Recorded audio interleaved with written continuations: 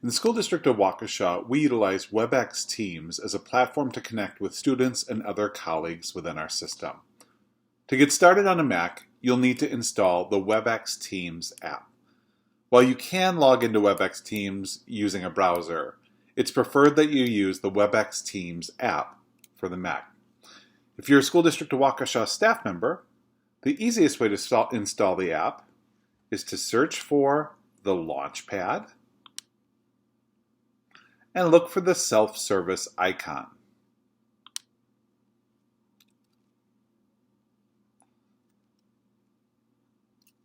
Once self-service is running, you should be able to find WebEx Teams and click the Install button. Wait a few moments and WebEx Teams will install. To launch WebEx Teams, you'll search within the Launchpad again, and you can search. Note that there's a difference between WebEx Meetings and WebEx Teams. WebEx Meetings is used with adults and for outside meetings. WebEx Teams is used with students and colleagues within our system. One other way that you can search for WebEx Teams to install the app is to visit webex.com/downloads.html. You'll be taken to this page where you can select Download for Mac OS. I save it on my desktop. Once it's been downloaded, I go and find that file, open it by double-clicking on it,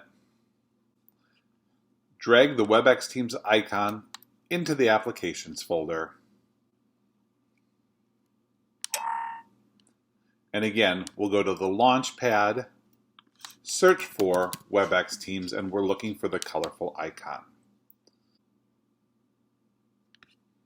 where you'll enter your work email address. It'll take you to our security page where you'll enter your work email address again, your password, the same that you use with your Google account, and then click Yes to stay signed in.